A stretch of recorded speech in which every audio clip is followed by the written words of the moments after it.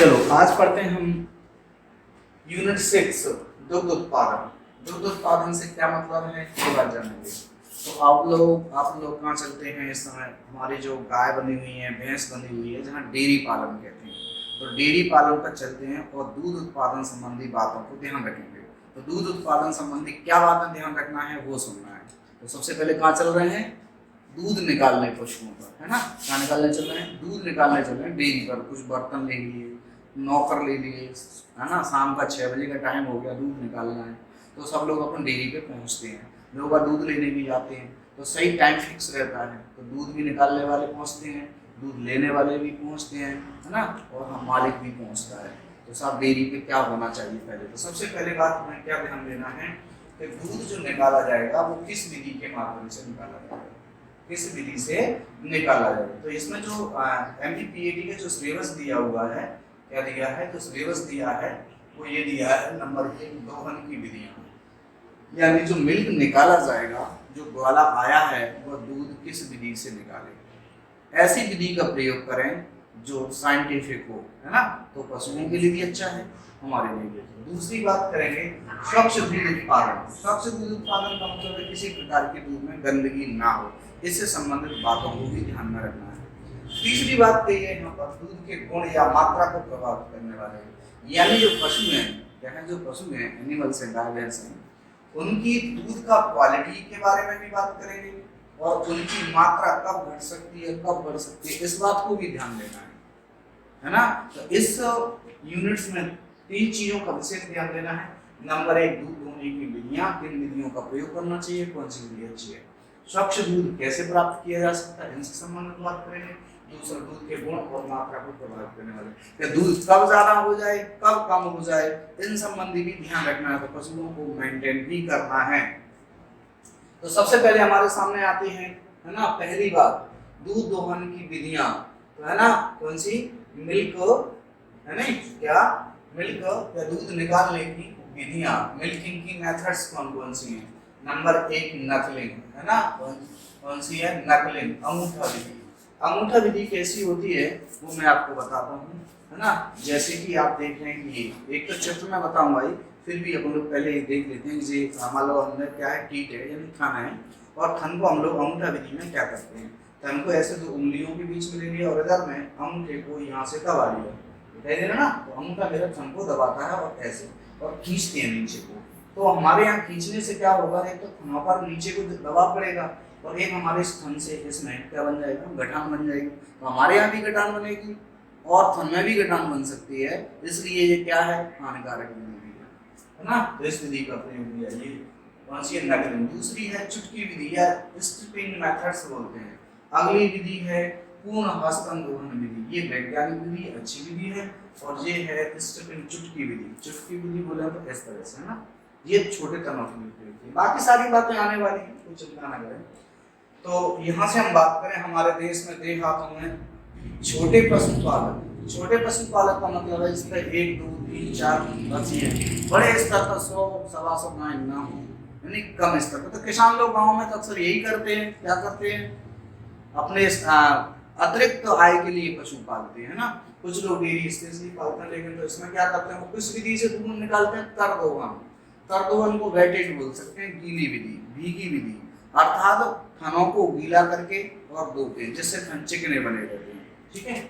यह विधि दोषपूर्ण है, कैसी है, नहीं, डिमेरिट्स हैं इसके कुछ, यानी खराब माना गया है इसको, क्योंकि इस विधि से स्वच्छ दूध का हमें लाभ नहीं मिल सकता, इससे स्वच्छ दूध नहीं निकल पाएगा, और हम चाहते हैं हमारे सिलेबस में स्वच्छ दूध निकालो, तो यह विधि उस नियम को पालन नहीं कर पा रही, सही है। अब आती है दूसरी शुष्क दोहन विधि। कैसी है? एक साइंटिफिक मेथड्स है और ऐसी है एक्सीलेंट है। कैसे है? एक्सीलेंट मेथड्स, इसलिए इसे अंडरलाइन भी हो रही है ना। तो क्या है शुष्क दोहन का मतलब है, थनों को पहले धो लीजिए और उसके बाद कपड़े से पोंछ लीजिए, और थन कैसे हो गए, सूखे, ड्राई हो गए। अब उसकी गंदगी किसमें नहीं जाएगी, दूध में नहीं जाएगी। तो ये अच्छी विधि है जिसमें ग्वाले अपने हाथों, थनों को, है ना, स्टरलाइजेशन कर सकता है, जीवाणुनाशक घोल से धो करके, और उसके बाद थनों को पोंछ करके इससे स्वच्छ दूध को निकाला जा सकता है ना, स्वच्छ दूध निकाला, मिल्किंग की जा सकती है। तो इसकी ये अच्छी विधि मानी गई है इसको। अब आता है हमारे सामने अंगूठा विधि। सभी विधियों का, तीनों विधियों का हम लोग क्रम वाइज वर्णन करेंगे। इस विधि में थनों को मुट्ठी में पकड़कर अंगूठा को अंदर की ओर, यानी देखेंगे आप, ये दिखाई दे रहा है इसमें ऐसे, है ना, देखो ये अंगूठा दब जाता है, ये वाली, ओके। तो अंदर की ओर मोड़कर, इसमें अंगूठा क्या हो रहा है, अंदर की ओर मुड़ा जा रहा है, है ना, मोड़कर थनों को दबाया जाता है। यह एक कैसी है, नॉन साइंटिफिक मेथड से, कैसी है, अवैज्ञानिक विधि है। यह कष्टदायी विधि है, यानी इससे पेन होता है, मनुष्य को भी होता है और पशु को भी होता है, दोनों को पेन होता है। कष्टदायी विधि है, थनों में असमानता आ सकती है, कोई थन छोटे लंबे भी हो सकते हैं, ज्यादा ताकत से खींच के थन लंबे हो सकते हैं, जो कि खराब है। इस चित्र के माध्यम से आपको दिखाई दे रहा होगा, एक बुकेट्स रखी हुई है और इसमें से दूध निकाला, तो इसमें थन कहां पर है, थन कहां पर है, अंगूठा कहां पर है, थन के साथ अंगूठा है और अंगूठा के साथ ही थन है। तो इसमें नाखून भी लगने की संभावना रहती है। नाखून, नकलिंग, नाखून से याद रख सकते हैं, नकलिंग और नाखून एक ही बात। तो नाखून कहाँ रहेगा, थन के पास में रहेगा, नाखून कटे नहीं होंगे तो पशु को दर्द रहेगा, पशु क्या कर सकता है, दूध के साथ में उचट सकता है। तो ये बहुत खतरनाक स्थिति हो सकती है।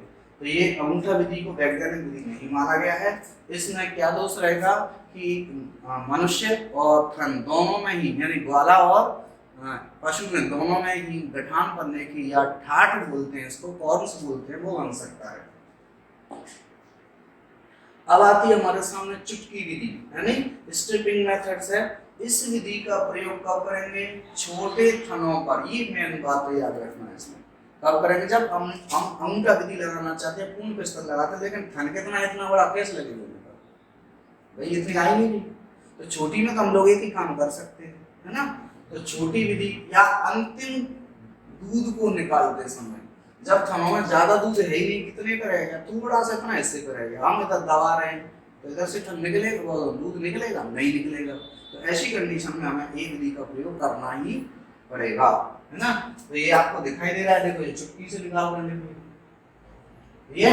ये चुटकी विधि बोलते हैं इसको। स्ट्रिपिंग मेथड्स का प्रयोग करते हैं। इसमें दो बात आंसर जिन सांसे बनेंगे, छोटे तनों के समय पे स्ट्रिपिंग का प्रयोग कर सकते हैं, या फिर अंतिम दूध की धारों पे स्ट्रिपिंग का प्रयोग कर सकते हैं। जैसे गाय और बकरी के लिए विधि कैसी है, अच्छी है। इसके लिए गाय और बकरी के लिए भैंस, इस विधि से भैंस का दूध नहीं निकाला जा सकता, है ना। तो ये पूछा जा सकता है कि भैंस का दूध किस विधि द्वारा नहीं निकाल सकते, हम बोलेंगे चुटकी विधि द्वारा भैंस का दूध निकालना मुश्किल होगी, है ना। निकालने में समय भी अधिक लगेगा, थनों में असमानता लंबी हो जाती है, ये भी विधि ठीक नहीं मानी गई है, ये भी वैज्ञानिक है, क्योंकि यहाँ थन को खींचा जा रहा है नीचे के लिए, तो इसमें भी छोटे लंबे होने की संभावना रहती है। और दूध धीमी गति से निकलता है, कम से निकलेगा, लंबा समय लगेगा, किसमें लगेगा, लंबे समय भी लगेगा। इसमें लॉन्ग टाइम में हम लोग दूध निकाल पाएंगे, पशु इंतजार कर रहा होगा, दूध नहीं निकला, पशु चढ़ सकता है ना।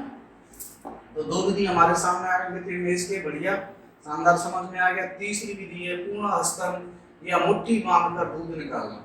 ये आप देखिए बहुत अच्छी विधि है, ये है ना, एक्सीलेंट है। यह है दूध निकालने की कैसी विधि है, सर्वोत्तम विधि है, सबसे अच्छी विधि है। इसमें मैंने आपको बता दिया, इसमें क्या होगा, थन ये रहेगा और ऐसे अंगूठा रहेगा, बस ये ऐसे दबाते रहेंगे, है ना। तो पशु को आराम मिलेगा दबाएंगे तो, ये नहीं है कि खींचा जाए तो खींचेंगे नहीं, इसमें तो अपन लोग वहीं की वहीं दबाते रहेंगे तो बढ़िया आराम से पशु भी खड़ा रहेगा, और क्या होगा, उसको महसूस भी नहीं होगा, दर्द नहीं होगा, तो उसको कोई कष्ट भी नहीं है। तो ये विधि इसलिए वैज्ञानिक, और पूरा हाथ प्रयोग हो रहा है, अंगूठा भी प्रयोग हो रहा है, सभी उंगलियां भी प्रयोग हो रही हैं और हथेली भी प्रयोग हो रही है। इस पर एक बार प्रश्न आया था कि उंगलियों और हथेलियों के बीच थन रख करके दूध निकालना कौन सी विधि होती है, तो बताओ उंगलियों और हथेलियों के बीच कौन सी है, तो ये फिस्टिंग, यानी इसमें फुल थन आ जाता है, कौन सा आ जाता है, फुल बोला फिस्टिंग। तो ये है, उसमें दो उंगलियों के बीच में लिया चुटकी में, उसमें अंगूठा और उंगलियों के बीच में था, तो ये पूरा हाथ प्रयोग होता है, इसलिए फिस्टिंग यानी एकदम फुल विधि है ये, और बहुत अच्छी विधि मानी गई, इसलिए इसे सर्वोत्तम विधि है ना। चलो ठीक है। काफी लोग, आप लोग तो गाँव में रहते हैं, अपने घर पर गाय भैंस होती है तो निकालते ही हम लोग, तो किस विधि का प्रयोग करते हैं सब जानते हैं, लेकिन अभी तक काफी हद तक गलत विधि का प्रयोग करते होंगे, अंगूठा का ही प्रयोग करते हैं ज्यादातर। हमारे भारत देश में अक्सर इन्हीं का प्रयोग करते हैं, लेकिन जो साइंटिफिक है, जो पढ़े लिखे हैं, वो डेयरी निकाले हुए हैं, वो इस विधि का प्रयोग करते हैं। चलो ठीक है। अब आता है हमारे सामने, इसमें हथेलियों के बीच, यही बात क्वेश्चन पूछा था, इसमें हथेलियों के बीच में थन रखकर उंगली से दबाया जाता है। कैसे दबाया जाता है? उंगली से दबाया जाता है, जिसमें थनों में असमानता नहीं आती। यही मेन बात थी, है ना। थनों में गांठें भी नहीं बनती, सबसे अच्छी बात ये है ना, और गांठें भी नहीं पड़ती, थनों पर अच्छा प्रभाव पड़ता है, बहुत एक्सीलेंट क्या बनता है, महसूस होता है, बहुत अच्छा, अच्छा प्रभाव पड़ता है, दूध जल्दी निकल आता है। ये बहुत अच्छी बात है कि चुटकी विधि से दूध धीरे धीरे निकल जाता है, लेकिन इस विधि से क्या होगा, रिएक्शन पूरा थन दबाया जाएगा तो पूरे थन का दूध एक बार में बाहर निकलेगा। तो ये बहुत अच्छी विधि है, जल्दी दूध निकालने की विधि अच्छी है। यह एक वैज्ञानिक विधि है। कैसी है? साइंटिफिक मेथड्स है, किंतु छोटे तनों के लिए अच्छी नहीं है। कैसी है? मैंने कहा थन छोटा इतना बड़ा सा है ना, और हम लगाएंगे फिस्टिंग तो लगेगी नहीं।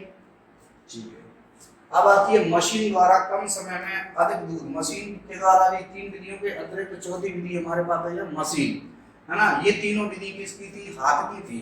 अपन लोग ऐसे भी बांट सकते हैं, ए नंबर हाथ द्वारा, है ना, दूसरा यानी हैंड बोलते हैं इसको, दूसरा हम बोलेंगे मशीन द्वारा, इसके द्वारा मशीन द्वारा, तो बी नंबर बोल सकते हैं। तो दूध निकालने की दो विधि है, एक हैंड द्वारा और एक मशीन द्वारा। तो हैंड की कितनी विधि थी? तीन विधि थी। कितनी थी? तीन। और मशीन द्वारा, ये मशीन की सिंगल यूनिट, डबल यूनिट, ठीक है। तो सिंगल यूनिट, डबल यूनिट, ये दो तरह की हो सकती है। चलो ठीक है, अब हम बढ़ते हैं मशीन द्वारा कम समय में अधिक दूध। मशीन का प्रयोग क्यों किया जा रहा है, ये भी उद्देश्य समझो। मशीन का प्रयोग तब किया जाएगा जब हमारे पास या तो मजदूर नहीं हो या जल्दी दूध निकालना हो। तो बात करिए, कम समय में अधिक दूध निकालना जा सकता है या उस समय अपनाते हैं जहां श्रमिकों की क्या हो, लेबर्स की कमी हो। श्रमिक बोले तो लेबर कम हो, और या फिर गाय या भैंस अधिक दूध देती हूँ, जो करीबन एक बार में 7 से 8 लीटर दूध देती है। तो जो ग्वाला होता है उसका दूध निकालते निकालते हाथों में दर्द होने लगता है, ये है ना। या फिर ग्वाला एक दो गायों का ही दूध निकाल सकता है। ओके, तो ये आ गया। एक कुशल ग्वाला एक यूनिट वाली मशीन से 15 से 17 गायों का दूध निकाल सकता है। सिंगल यूनिट वाली से कितने निकाल सकता है? 15 से 17 गायों का दूध निकाल सकता है। 2 यूनिट वाली मशीन से वह 25 से 30 गायों का दूध प्रति घंटे के हिसाब से निकाल सकता है। ओके, अब आता हमारे पास दूध दोहन। हाँ, दूध दोहन मशीन की स्पंदन बोले तो धड़कन, अर्थात उसमें हमको चूसने की पर मिनट गिनती, तो इसको बोलते हैं मतलब 50 से 55 पर मिनट उसको वो क्या करती है, स्पंदन करती है, जैसे हार्ट धड़कता है ना उसी प्रकार। तथा 5 से 8 एचजी का दबाव रहता है। तो 5 से 8 गुरुत्वीय बल लगता है इसमें। क्या लगता है? ग्रेविटेशन फोर्स लगता है इसमें, है ना। अब देखेंगे, ये रही मशीन। क्या रही? मशीन आपको दिखाई दे रही है। क्या दिखाई दे रही है? मशीन। ये गाय के थनों में लग जाती है। क्या लग जाती है? गाय के थनों में। ये हमारे पास ये थन में लगी हुई है, और ये है ना चारों थनों में मशीन लगी है, और यहाँ से वो स्पंज करेगी, यानी प्रेशर खींचेगी, तो यहाँ से दूध उतर आता है, और आप तक सारी यूनिट इकट्ठी होकर कहाँ चली जाती हैं, ये मिल्क के अर्थात दूध के बर्तन में दूध इकट्ठा हो जाता है। बहुत फास्ट दूध निकलता है इससे, और स्वच्छ दूध निकलता है। इसमें ये भी फायदा है कि ग्वाला नहीं है तो काम चल जाएगा। इससे ये भी फायदा है कि ग्वाले की पर डे की सर्विस नहीं लेना पड़ेगी, है ना, उसको लेबर चार्ज नहीं लगेगा। ये सब फायदे हैं मशीन के, है ना। सबसे बड़ा फायदा है कि स्वच्छ दूध निकलेगा, है ना, कोई गंदगी नहीं, कोई नाखून नहीं। ओके, पर ये है थोड़ा सा इसका दोष ये भी है कि यदि लगातार मशीन चलती रही और हम लोग बातें करने में चले गए, मोबाइल पे बातें चल रही हैं, तो स्पंज ज्यादा होने से ब्लड को खींच सकती है अंदर से, बहुत खतरनाक भी हो जाएगी। तो समय पीरियड को ध्यान रखें, इसमें इंडिकेटर लगा रहता है, दूध आना बंद हो जाता है, बंद कर दो मशीन को। ओके, चलो ठीक है। अब आता है पशु को आहार खिलाने के दूध कब निकालना चाहिए? तो 1 से 1.5 घंटे बाद दूध निकालना चाहिए। यानी हम भारत में क्या करते हैं लोग, अक्सर गांव में कि दूध निकालने जाते हैं तब एक यूनिट क्या डाल देते हैं, चारा डाल देते हैं, है ना, और दूध निकालने बैठ जाते हैं। कुछ लोग तो बर्तन में लेके जाएंगे दाना पीना, और गाय के आगे रख दिया, भैंस के आगे रख दिया, दूध निकाल देते हैं, यानी उसको लालच देते हैं। ये विधि उपयुक्त नहीं है। क्या करना चाहिए? किसी भी गाय को या भैंस को पूरा चारा खिलाने के बाद जब वो संतुष्ट हो जाए, उसके करीबन 1 से 1.5 घंटे बाद हमें दूध निकालना चाहिए, अर्थात उसे पहले संतुष्ट कर देना चाहिए। अब वो आराम से दूध देगी और अपनी मुंह चलाती रहेगी, अर्थात वो भी क्या ले रही होगी, आराम ले रही होगी। अर्थात मुंह चलाने का मतलब जुगाली, पादुक या च्युइंग या कड, सीयूडी, है ना, कड। तो ये च्युइंग करती रहती है, उस समय वो दूध की मात्रा आराम से देती है और दूध की मात्रा वही प्रभाव पड़ता है। तो दूध निकालना और 1 घंटे पूर्व फुहरा और ब्रश नहीं करना चाहिए, है ना। जैसे ही पशु चारा खाना बंद कर देता है, उसके ऊपर से कपड़े से या ब्रश से, ग्रूमिंग, झाड़ू से उसकी क्या करना चाहिए, सफाई करना चाहिए। उसे ब्रश करना भी कहते हैं, फुहरा भी। पशु जब अपन लोग कहेंगे उसकी पीठ को खुजाएंगे, ब्रश चलाएंगे, हाथ फेरेंगे तो पशु आराम से खड़ा हो जाता है और अपने आप में अच्छा फील करता है और उसको, पशु को लगता है, गाय भैंस को, कि मेरा जो मालिक है वो मुझे बहुत प्यार करता है। तो उसमें अच्छा मधुरम यानी अच्छा प्रेम पूर्वक व्यवहार हम नजर आता है। तो दूध दोहने के बाद स्वच्छ पानी से थनों को धोकर पोंछकर, रोगाणुनाशक दवा से थनों को पोंछकर ही छोड़ना चाहिए। कई बार हम देखते हैं गांव में कभी भी दूध निकालने के बाद फिर लौट के नहीं देखते, फिर तो दूध मिल गया चलो चाय बनेगी, ऐसा नहीं है। दूध जब अपन लोग साइंटिफिक रीजन से हम लोग या डेयरी पाल रहे हैं या डेयरी पे पशु हैं, तो हमें सारे वैज्ञानिक तथ्य अपनाना पड़ेंगे। दूध निकालने के बाद भी हम पानी लेंगे जिसमें क्या होना चाहिए, हल्के कीटाणुनाशक, यानी छोटे, कैसी होना चाहिए, स्टरलाइजेशन जैसे इसका गुण होना चाहिए, उससे अपन लोग धो करके और छोड़ना चाहिए थना को, है ना। ये पशु की बाईं तरफ से दूध निकालना चाहिए, ये थोड़ा सा ध्यान देंगे। किससे निकालना चाहिए दूध, बाईं तरफ से। तो हम बाईं तरफ से क्या लेना देना है, बाईं तरफ से ले लेना ना, मान लो ये गाय का, ठीक है, क्या है, इधर से ये गाय का ये मुंह है ना, और ये उसके कान है गाय के, क्या है, ये कान है उसके, और ये, तो ये गाय हमें दिखाई दे रही है, क्या है, गाय हमें दिखाई दे रही है, और जो उसकी आंखें हैं, तो गाय का जो हिस्सा है यहाँ से हम देखेंगे, ये उसके थाना यहाँ पर उदर है, और ये उसकी पूंछ वाला हिस्सा है, ओके। तो ये यहाँ से हम देख रहे हैं कि थान किधर है, इधर में। तो गाय जब इधर को चेहरा खड़ी हुई है, क्या है, इधर को चेहरा, उस गाय का चेहरा इधर है, तो गाय के पीठ से हम देखेंगे लेफ्ट किधर है और राइट किधर है। तो हम लोग अपन देखेंगे लेफ्ट से निकालना चाहिए दूध, इधर से बाईं तरफ से, राइट साइड से नहीं, लेफ्ट साइड से निकालेंगे, तो दूध इधर ही निकालेंगे, इधर से। तो लेफ्ट साइड बोलेंगे, ये ध्यान रखना, क्या है, लेफ्ट साइड से दूध निकालना चाहिए। बहुत कुछ अनुभव करते, लेकिन ऐसा अचानक प्रश्न बन जाता है कि किधर से निकालना चाहिए, तो बच्चों याद है, तो पता ही नहीं है। तो लेफ्ट साइड का ध्यान रखेंगे, है ना, इधर से एल से निकालेंगे। चलो, अब आता है स्वच्छ दूध, यानी क्लीन मिल्क निकालने के लिए किन नियमों को हम फॉलो करेंगे। तो हम लोग जो दूध निकालने वाला ग्वाला है उसको क्या क्या बातें समझाएंगे। अपन तो मालिक हैं भाई, अपन ने तो नौकरी वोकरी नहीं करना है। 100 भैंस पाल ली, कितने 100 भाई साहब फॉर्च्यूनर में घूम रहे हैं मजे से। वो तो एक पेट्रोल बन गया, तो 60 रुपये लीटर दूध जब चल रहा हो, तो पेट्रोल ही समझ लो ऐसा, है ना। तो बस मजदूर लगे हुए हैं, अपन तो बढ़िया कुर्सी डाल के और पैर पे पैर रख के बैठे हैं, ये करो वो करो। तो हम लोग क्या निर्देश कर रहे होंगे, डायरेक्शन क्या दे रहे होंगे हम लोग, किसको, ग्वाले को या लेबर को। तो वो ध्यान देना है कि क्या क्या हम लेबर को डायरेक्शन देंगे, है ना। डायरेक्शन को देखते हैं क्या क्या डायरेक्शन हम लोग देंगे, जिससे कि व्यक्ति हमसे डेयरी पे आकर ये घृणा नहीं करेगा, रोकना तो गंदा दूध निकलता है, मतलब यार देखो क्या पशुशाला साफ, क्या पशु साफ, एकदम बेहतरीन दूध मिलता है। तो ये वहाँ पर एक क्या होगी, एक एक्स्ट्रा लोगों को होगी अन्य डेयरी फार्म की तुलना में, यार उसके देखो ऐसा वही गोबर डला है, गंदा दूध देते हैं, लेकिन हमारे देखेगा क्लीन एकदम, तो हम यार वहाँ बहुत अच्छा दूध मिलता है। तो ग्राहकी बढ़ेगी, दुकानदारी बढ़ेगी, ये है इसका मतलब। सुरक्षित दूध स्वच्छ दूध की तुलना में अच्छा होता है, और दूध को हमेशा सुरक्षित, तुरंत निकला तुरंत उसको बंद डब्बे में रखना चाहिए। खुला छोड़ेंगे दिक्कत आ सकती है, गंदा हो सकता है। तो सुरक्षित बहुत जरूरी है। कैसा है, सुरक्षित बहुत जरूरी है। सुरक्षित दूध हानिकारक जीवाणु और गंदगी नहीं होती। सुरक्षित दूध में क्या नहीं होती, हानिकारक गंदगी का मतलब है जो रोगाणु या कीटाणु बोल समझ लो, बैक्टीरिया फंगाई वो नहीं होंगे इसके अंदर, बहुत अच्छा दूध माना जाएगा। दूध में आंख से दिखने वाली गंदगी, यानी हम लोग दूध में देखेंगे तो क्या क्या गंदगी देख सकते हैं, टोटल आंख से, बिना चश्मे के, नेकेड आई, है ना। तो क्या क्या देख सकता है दूध से हमें आंख में, तो दूध से देखना, दूध में आंख से दिखने वाली गंदगी में घुलनशील धूल के कण यानी डस्ट दिख सकती है, है ना, डस्ट लिख सकती है। बाल वगैरह जो पशु के या हमारे बाल गिर गए वो भी है।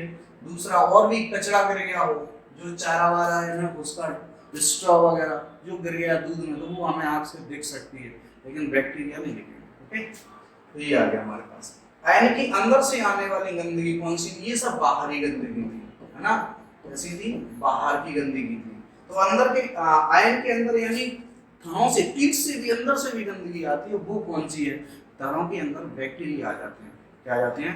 कई बार क्या करते हैं लोग, दूध निकाल के चल देते हैं, तो दूध कुछ थनों में रह जाता है, और उसके अंदर अपन लोग जीवाणुनाशक की दवा तो लगा के गए नहीं थे, और उसमें कीटाणु या बैक्टीरिया कह सकते हैं वो पाल सकते हैं। तो बैक्टीरिया माइकोकोकाई बैक्टीरिया है, स्ट्रेप्टोकोकाई बैक्टीरिया है, कॉलीफॉर्म्स हैं, बैसिलस है, सीडोमोनास हैं, ये सब क्या हैं?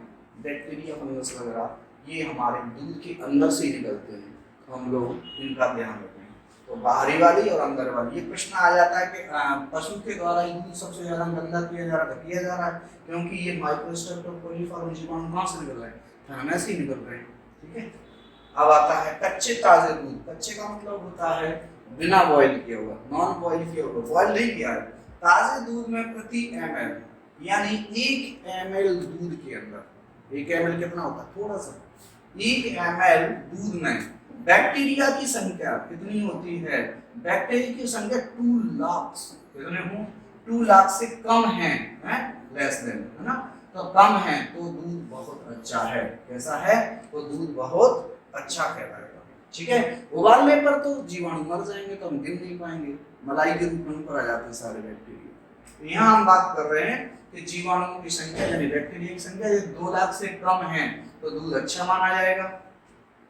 अब आता है इसमें यदि 2 ml से अधिक है, कितनी है? 2 से 10 ml है, तो कैसा है? अच्छा है। बहुत अच्छा नहीं है, यहाँ पर बहुत अच्छा है, वेरी गुड कहा गया है। यहाँ पर क्या कहा? Very good. और यहाँ पे क्या रह गया? गुड रह गया है। यहाँ पे क्या रह गया? वेरी गुड रह गया है ना, वेरी गुड। गुड और वेरी गुड में कितना फर्क है? ये फर्क है, बहुत अच्छा और अच्छा। बहुत अच्छा कब है? जब 2 लाख जीवाणु कम है प्रति ml, और यदि प्रति ml है ना कितना? पर ml कितना हो जाए? 2 से 10 लाख जीवाणु आ जाए तो कैसा है? ठीक है, मतलब कैसा है?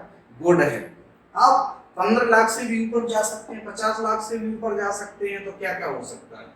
तो यदि 1 ml दूध में जीवाणुओं की संख्या 10 से 20 लाख होने पर दूध कैसा है? संतोषजनक है। संतोषजनक का मतलब है जनरली, सामान्य, ठीक है ना। और 50 लाख से भी अधिक हो गए इसमें जीवाणु, ये दूध के रखा रहने पर ये संख्या बढ़ती है जीवाणुओं की फटाफट फटाफट। तो 50 लाख से अधिक होने पर दूध खराब कहलाता है। कैसा हो जाता है? दूध खराब हो जाता है। तो जीवाणुओं की संख्या के आधार पर इसे हम लोगों ने कितने बांट लिया? 3 में। पहला 2 लाख से कम, कितने? 2 लाख से कम, ठीक है। दूसरा हमारे सामने था कितना था? 2 से 10 लाख, ठीक है। तो ये बहुत कम थे, तो ये बहुत अच्छा था। कैसा था? वेरी गुड, बहुत अच्छा था। फिर यहाँ पर अच्छा रह गया यानी गुड रह गया।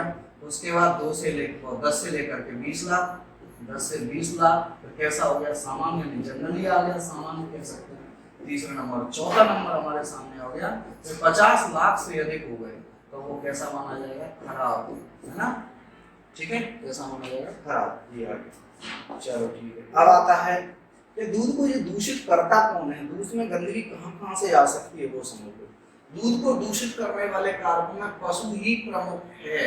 कौन सा है? फर्स्ट है, यानी प्राइमरी। दूध को पहले नंबर जब थनों से ही गंदा कर रहा है तो फिर पहला कौन आएगा? पशु ही आएगा। तो प्राथमिक कौन है? एनिमल्स है। यह है आयन के अंदर बाहर दोनों स्रोतों से, यानी दोनों सोर्स, बाहर से भी गंदगी कर रहा है जैसे थनों से, बालों से, और अंदर से तो स्ट्रेप्टोकोकस लाइसेंस बैक्टीरिया वगैरह आ ही रहे हैं, तो दोनों तरफ से दूषित करता है ना। कैसा करता है? दूषित करता है, यानी खराब करता है ना, इन्फेक्टेड करता है।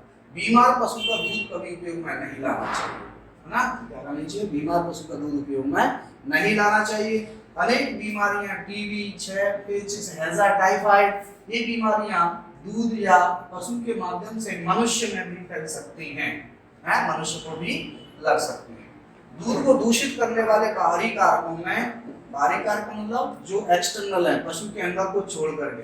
बाहरी कारकों में ग्वाला पहले नंबर पर आता है, क्योंकि उसी के हाथ गंदे है ना, उसने स्टेरिलाइजेशन या सैनिटाइजर नहीं किया हाथों को, नाखून नहीं काटे, अपनी कैप नहीं लगाई, तो बाल भी जल सकते हैं, नाखूनों से गंदगी जा सकती है, हथेलियों से गंदगी जा सकती है, तो ये सब ग्वाला गंदगी पहुंचा सकता है। इसलिए ग्वाला को क्या निर्देश देंगे, अपने हाथ साफ कर, सैनिटाइजिंग कर और उस नाखूनों को काट, ये सारी बातें बताना है ना। बाहरी कारकों में ग्वाला प्रमुख है, इसलिए दूध दोहने से पूर्व नाखून की कटाई, हाथों की सफाई कर लेना चाहिए। बीमार ग्वालों को दूध नहीं निकालना चाहिए, क्योंकि बीमारी से ग्रसित व्यक्ति का दूध खतरनाक हो सकता है, क्योंकि उसके अंदर वायरस बैक्टीरिया जा सकते हैं। धूम्रपान नहीं करना चाहिए।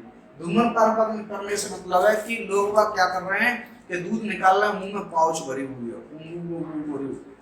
ऐसे कर ली तो कुछ एक दो बूंद तो टपकी गई, तो गंदा दूध हो सकता है। दूसरे कुछ लोगों की आदत होती है कि बछड़ा छोड़ दिया और अपन लगे बढ़िया, है ना। तो जो दोनों उंगली थी वो किस पे आ रही है, अपने होठों पे आ रही है। होठों पे क्या लगा हुआ है, थूक लगा हुआ है, लार लगी हुई है, और जल्दी जल्दी करी वो फेंक दी, है ना, तो अब उसके लग गया, तो क्या हाथ धोए नहीं, तो अपने मुंह की जो लार थी वो थनों पे पहुंच गई, थनों से कहाँ पहुंच गई, दूध पहुंच गई। तो ये दूध ग्वाला को ऐसे ही नहीं करना चाहिए। क्या नहीं करना चाहिए, धूम्रपान नहीं करना चाहिए, सिगरेट, पान, तंबाकू, बीड़ी आदि मुंह में नहीं होना चाहिए। स्वच्छ दूध उत्पादन के लिए पशुशाला की सफाई होना चाहिए। यदि पशुशाला ही गंदी है तो दूध स्वच्छ कैसे हो सकता है, संभव ही नहीं है। तथा पशुशाला पक्की होना चाहिए। कच्ची मिट्टी की होगी तो गोबर मूत्र कर करके कीचड़ मचा देती है, और कीचड़ में भैंस बैठ जाती है, उठेगी तो थनों से टॉयलेट और गोबर की कीचड़ टपक रही होती है। तो कच्ची वाली बिल्कुल नहीं होना चाहिए। पक्का फर्श होना चाहिए, सीमेंट एंड कंक्रीट का, जैसे आरसीसी बोलते हैं, सीमेंट से बनाई गई हो। फर्श की प्रतिदिन सफाई होना चाहिए। हल्के कीटाणुनाशक फिनोल आदि का प्रयोग करना चाहिए। मूत्र नाली प्रतिदिन सफाई होनी चाहिए। कीटाणुनाशक दवा का प्रयोग करना चाहिए। सारी ये सफाइयां रखेंगे तो हमारी पशुशाला कैसे दिखाई देगी, क्लीन दिखाई देगी, और ग्राहकों की संख्या बढ़ जाएगी। ये निर्देश किसको देंगे हम लोग, अपने जो वहां पर एम्प्लॉई है, अपने यहाँ जो काम कर रहा है ना। अगला है हमारे सामने, दूध दोहने के बर्तन व भंडारण के लिए सदैव धातु के प्रयोग करना चाहिए, मिट्टी के नहीं। मिट्टी का बर्तन कभी भी फूट सकता है ना, तो मेटल्स का प्रयोग करना चाहिए, है ना। सकरे मुंह वाले होना चाहिए, जैसे ये देखो सकरे मुंह वाला, यानी यहाँ से इसकी चौड़ाई ज्यादा है और यहाँ से इसकी चौड़ाई कैसी है, कम है, कैसी है, कम है। ये देखो जैसे डूम्ड मिल्क पेल, मिल्क बोलते हैं, डूम्ड मिल्क पेल बोला जाता है ना। तो सकरे मुंह के अंदर वाला होना चाहिए, और इसके अंदर से चिकने साफ होने चाहिए, गंदगी नहीं होना चाहिए। देखो कैसे दिखाई दे रहा है, मस्त साफ चिकने, है ना। और क्या लिखा है इसमें, डेयरी में, क्या लिखा है, डेयरी में सबसे अधिक एल्यूमिनियम धातु का प्रयोग होता है। किसका होता है, एल्यूमिनियम धातु का प्रयोग होता है ना। किसका होता है, एल्यूमिनियम धातु का प्रयोग होता है। ये दिखाई दे रहा है, ये एल्यूमिनियम धातु टॉक्सिन नहीं बनाती है इससे। और डेयरी में अक्सर दूध दोहने के लिए लोहे का या पीतल के बर्तनों का प्रयोग नहीं करना चाहिए। लोहा और पीतल दूध के साथ क्रिया करके एसिड्स बना सकते हैं, है ना। और दूध के साथ क्या बन सकता है, आयरन ऑक्सीडेटी बन सकती है। अब आ सकते हैं मुख्य सिद्धांत, और इसमें हम लोग क्या बातों को ध्यान देंगे। स्वच्छ दूध निकालना है तो पशु स्वास्थ्य ठीक होना चाहिए, पशु स्वयं बीमार नहीं होना चाहिए। दूसरा है पशु की सफाई होना चाहिए, पशु में किसी प्रकार की गंदगी नहीं लड़की होनी चाहिए। ग्वालों के नाखून और उसकी सफाई, खुद ग्वाले नए कपड़े, साफ कपड़े पहने होना चाहिए, नहीं है कि गंदे कपड़े पहने कीचड़ हो रही हो, बदबू आ रही हो, है ना। पशुशाला की बनावट अच्छी होना चाहिए, जिसमें से कि उधर से हवा इधर से निकल जाए। ऐसा नहीं कि बंद कमरे में अंधेरे में लगे भैंस बदबू आ रही है, ऐसा नहीं। उसकी बनावट साफ होना चाहिए, पशुशाला की सफाई होनी चाहिए, दूध देने वाले बर्तन साफ सुथरे होने चाहिए, पशुओं में चारा दाना डालने की क्या होना चाहिए, जो नांद होती है, जो मेंजर होती है, वो साफ सफाई होनी चाहिए। स्वच्छ जल पिलाना चाहिए, गंदा जल नहीं पिलाना चाहिए। गाँव में अक्सर गंदा जल पिलाते रहते हैं गाय भैंसों को। क्या करते हैं, वो इतने आलसी हो जाते हैं कि कौन क्या करे, गाय लई खूंटा से निकाली और छोड़ दी, और तलैया में पानी पी के अपन देख खड़े हैं। हैंडपंप का वो होता है जहाँ गंदा पानी होता है, उसमें जाके भैंस पानी पी रही है। और कई भैंस हम देखते हैं कि तालाब में छोड़ते हैं तो उसी में नहा जाती हैं, और उसी में टॉयलेट कर आती हैं, और उसी में पानी पी आती हैं। अब वो पानी पी के आएंगी तो दूध किससे बन रहा है, पानी से। तो दूध में कितना है, लगभग 86% से 87% तो पानी ही है। तो दूध का मुख्य कंपोनेंट पानी, और हम गंदा पानी पिला रहे हैं, तो हम पी रहे हैं ना, पशु क्या पी रहा है। इसलिए क्या होना चाहिए, स्वच्छ पानी होना चाहिए। पानी के अंदर कोई कीटाणु ना हो, नहीं तो पशु को दस्त हो सकते हैं, है ना। दूध का रखरखाव अच्छी क्वालिटी से रखना चाहिए, तो दूध में किसी प्रकार की गंदगी नहीं हो, खराब बर्तन नहीं हो। दूध को रखरखाव का मतलब है दूध का मैनेजमेंट, ये नहीं है कि डब्बा में रख दिया फुलाया और उसमें मक्खियां बने रहेंगे, ऐसा ना हो। गंदे पशुओं को प्रवेश का रोक नहीं है। डेयरी में हमारे पास ये नहीं है कि कुत्ता बिल्ली भी आ रहे हैं, गाय भी दूसरी आ गई और भगा रहे हैं, ऐसा चल रहा हो, ऐसा नहीं। कैसी होना चाहिए, चारों तरफ से बाउंड्री वॉल होनी चाहिए। दूध की मात्रा और गुणों को प्रभावित करने वाले, मात्रा और गुण दोनों को क्या क्या चीजें प्रभावित कर सकती हैं, वो हमारे सामने यहाँ पर करीबन मैंने 12 पॉइंट्स दिए हैं। इनका प्रश्न बनता है कि किसी पशु के गुण यानी क्वालिटी और क्वांटिटी कब प्रभावित हो सकती है, इन कारणों से प्रभावित हो सकती है। वो कौन से जरा देखो। नंबर 1, पशु की नस्ल। पशु की नस्ल भी गुणों को और मात्रा दोनों को प्रभावित कर सकती है। पशु की नस्ल के मतलब हम बात करें कि मुर्रा भैंस ज्यादा दूध दे रही है और बगावरी भैंस कम दूध दे रही है, तो क्या प्रभावित हुआ, मात्रा, यानी जे कम दे रही है, जे दे रही है। मुर्रा भैंस कितना दे रही है, मान लो 10 लीटर, तो बगावरी भैंस दे रही है मान लो 5 लीटर। तो ये अपन लोग क्या कह रहे हैं, दोनों में अंतर है। फिर दूसरा आता है क्वालिटी की। मुर्रा भैंस 7% वसा का दूध दे रही है, जबकि बगावरी भैंस 13% वसा का दूध दे रही है। तो अंतर तो हुआ क्वालिटी में। तो पशु की नस्ल प्रभावित करती है, क्वालिटी और क्वांटिटी दोनों को ही। पशु का व्यक्तित्व यानी इंडिविजुअली भी प्रभाव रहता है। भले साहिवाल 2 गाय ले लो, लेकिन दोनों गाय में डिफरेंट हो सकता है ना दूध में। पशु की आयु जैसे जैसे उम्र बढ़ती जाती है, उसका पशु की उम्र बढ़ने से दूध गाढ़ापन आता जाता है। चारे की मात्रा एवं प्रकार, हरा चारा खाएंगे तो पीला दूध निकलेगा। दूसरा आता है पशुओं की ब्यात की स्थिति। पहली और दूसरी ब्यात पर भैंस अच्छा दूध देती है, तीसरी ब्यात के बाद, तीसरी के बाद चौथा, पांचवा जो भी ब्यात होगी, दूध की मात्रा घटती जाएगी। उसके बाद जलवायु का मौसम देखते हैं। बरसात का दूध पतला होता है और सर्दियों में दूध लगभग गाढ़ा होता है। दो दहन के मध्य का समय हमेशा कैसा होना चाहिए, 12-12 घंटे का होना चाहिए। सुबह यदि AM क्या 6 AM पे हमने दूध निकाला है, तो शाम को 6 PM पे ही दूध निकाला है। तो दोनों के बीच में कितना इंटरवल हो गया, 12 घंटे का अंतर हो गया। तो 12-12 घंटे के अंतर से इंटरवल से दूध निकालें तो दोनों टाइम सुबह शाम समान दूध निकलेगा।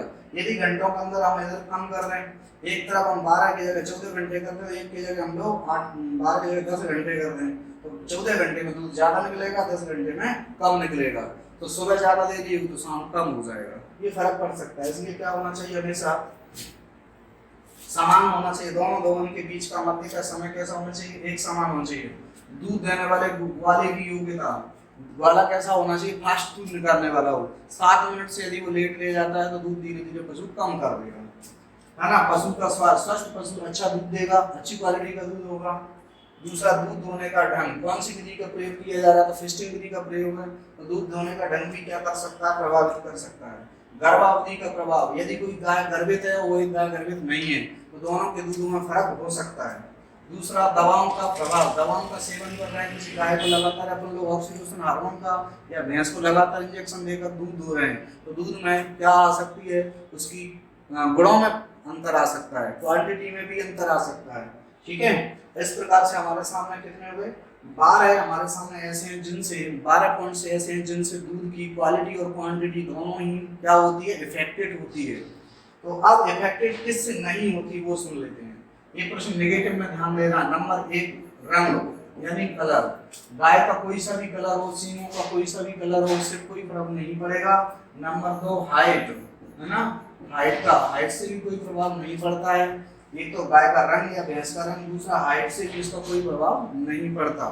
इन बातों को ध्यान देना है। अब आता है हमारे सामने दूध धोने के सिद्धांत। दूध धोते समय सावधानियां क्या क्या रखना चाहिए, तो स्वच्छता का ध्यान रखें। हानिकारक जीवाणु वायरस जो फल की ऊपर बातें हो गई हैं, मधुर वातावरण क्रिएट करना चाहिए। वहां पर पशु लड़ने नहीं चाहिए, कुत्ता बिल्ली भौंकने नहीं चाहिए, आदमी चिल्लाने नहीं चाहिए। शांत माहौल को मधुर वातावरण बोलते हैं। साइलेंट एरिया होना चाहिए वहां पर, है ना। पशु को मधुर व्यवहार के साथ पशु को डराना नहीं चाहिए। डराने से क्या होता है, उल्टा हार्मोन निकलता है और वह हार्मोन क्या करता है, दूध को रोक देता है ना। क्योंकि डराने पर भय पैदा हो जाती है। भय बोले तो क्या बोले इसको, भय को पशु भयभीत हो जाता है, डर जाता है। तो डरने से क्या होगा, इपिनेफ्रिन हार्मोन निकल सकता है, एड्रेनलिन हार्मोन निकल सकता है, या ATCH हार्मोन कहते हैं इसको, एड्रेनलिन, है ना। ये क्या करता है, दूध को रोक देगा। आप एक उदाहरण के तौर पर समझ लो, जैसे हम लोग कहीं टॉयलेट कर रहे हैं, है ना, और एक संख्या आ जाए, बिल्ली या कुत्ता आ जाए, तो क्या होगा, बस क्या होगा, ठीक है, हाँ ठीक है ना, तो क्या होगा, रुक जाएगी। तो इसी प्रकार से थायरोटैपिक हार्मोन्स रिश्ता है जिससे दूध की स्राव या दूध का निकलना एकदम बंद हो जाता है, नलिकाएं सिकुड़ जाती हैं, जो दूध निकालने में नलिकाएं क्या हो जाती हैं, सिकुड़ जाती हैं, रिंकल हो जाती है, श्रिंकल हो जाती है। समय की पाबंदी, है ना, सही समय पर दूध निकालना चाहिए। भारत में पशुओं को 2 बार दोहन की प्रथा है, 2 बार ही दोते हैं, सुबह और शाम, सुबह शाम, है ना, और बाहर और समय में 12 घंटे का, कितने का, 12 घंटे का अंतराल होना चाहिए। दूध का रिसाव यानी मिल्क सेक्रेशन एक रिफ्लेक्शन एक्शन माना जाता है। ये पूछा जाए कि दूध उतरने की क्रिया क्या है, तो आराम, है ना, तो क्या है यहाँ पर, रिफ्लेक्स, आराम मिलने की क्रिया। यदि दूध नहीं निकालेंगे तो पशु के हैंड में यानी उड्डर में, किसमें, उड्डर में दर्द होने लगेगा और दूध बनना रुक जाएगा। इसलिए दूध को निकालना समय पे बहुत जरूरी है। नहीं निकालते तो आपको दर्द होने लगता है, तो गाय या भैंस अपने बच्चा के लिए आवाज लगाती है और बच्चा कहता है ना, माँ, ठीक है, तो वही है रिफ्लेक्शन। तो दूध रिसना या मिल्क सेक्रेशन क्या है, एक रिफ्लेक्शन क्रिया है। चलो ठीक है, कम समय में दोहन, ये भी एक अच्छी बात कही है, जल्दी दोहन निकालना चाहिए। जो अपन बताई थी 7 मिनट के अंदर में दूध निकाल लेना चाहिए, क्योंकि ऑक्सीटोसिन हार्मोन का प्रभाव कितने मिनट तक रहता है, 7 मिनट तक रहता है। ये बहुत इंपॉर्टेंट बात है कि पूरा दूध कितने मिनट में निकाल लेना चाहिए, 7 मिनट के अंदर निकाल लेना चाहिए। उसके बाद स्वच्छ दूध में मतलब है धूल, बाल, कीटाणुनाशक, कूड़ा नहीं होना चाहिए, ये सब नहीं है तो वो दूध कैसा है, स्वच्छ है। शुद्ध दूध, किसी भी प्रकार का अपमिश्रण नहीं होना चाहिए। अब आप नहीं जानते हैं शुद्ध दूध मिल सकता है क्या, अपमिश्रण का मतलब है मिक्सचर। लोग क्या कर रहे हैं, दूध में पाउडर मिला लिया, दूध में पानी मिला दिया, दूध में क्रीम मिला दी, दूध में सपेटा दूध मिला दिया और क्या कर दिया, टंकी भर के चलो बाजार। भाई साहब शुद्ध दूध दे रहे हैं, गारंटी का एकदम, आप उनकी माँ की भी नहीं बैठ नहीं सकते, ले या मत ले, दूध 60 रुपया किलो मिला वो प्योर। और दूध में क्या मिला है, सपरेटा दूध में क्या मिला है, पानी, दूध में क्या मिला है, चीनी, कुछ भी वो अपमिश्रण कर सकते हैं जैसा उचित लगे उनको। तो ये इस प्रकार का अपमिश्रण को हम बोलेंगे मिश्रित होगा तो शुद्ध दूध नहीं माना जाएगा। ओके, क्या नहीं माना जाएगा, तो यहाँ स्वच्छ और शुद्ध की दोनों में फर्क देख लेना। स्वच्छ दूध का मतलब उसमें किसी प्रकार की गंदगी ना हो, और शुद्ध का मतलब प्योर, क्या है, प्योर की बात कही गई है। और यहाँ पर क्लीन की बात कही गई है, किसकी कही गई है, क्लीन की बात कही गई। तो क्लीन और प्योर में फर्क है यहाँ पर, है ना। चलो ठीक है, उसके बाद और भी कुछ बातें कही है जो आराम से आप कर सकते हैं। ये बहुत ही छोटी छोटी है, जो ऊपर हो गई उन्हीं को थोड़ा सा रिपीट किया गया है। क्या किया गया है, उन्हीं को। दूध निकालते समय नियमितता का पालन करें, यानी 12-12 घंटे के अंदर से नियमित दूध निकालें।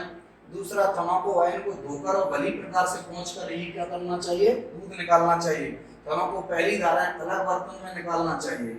क्या कही गई है बात, यहाँ अलग बर्तन में निकालना चाहिए। अलग बर्तन का मतलब होता है कि पहला दूध संक्रमित हो सकता है, इन्फेक्टेड हो सकता है, क्योंकि जब पशु बैठा गंदगी में टॉयलेट किया होगा तो थनों के जो छिद्र थे, पोर्स थे, उनमें से बैक्टीरिया, कोलिफॉर्म बैक्टीरिया, है ना, क्लास्ट्रीडियम बैक्टीरिया अंदर चले गए थे। और पहला दूध या तो जमीन पर निकाल दो, या थोड़ा बहुत 1-2 धाराएं, सगे 4 थनों में से 2-2 धारा, 3-3 धारा निकाल कर एक अलग बर्तन में रख दो, क्योंकि इसके अंदर भारी मात्रा में बैक्टीरिया हो सकते हैं। तो बैक्टीरिया क्या करेंगे, सारे दूध को जल्दी नुकसान पहुंचा सकते हैं। तो कुछ लोग किसान क्या करते हैं, दूध की पहली धारा जैसे प्यास आती है तो दूध की धारा पशु के मुंह पे कर देते हैं, कुछ लोग जमीन पर डाल देते हैं, है ना, तो उससे क्या होगा, वो इन्फेक्टेड दूध निकल सकता है।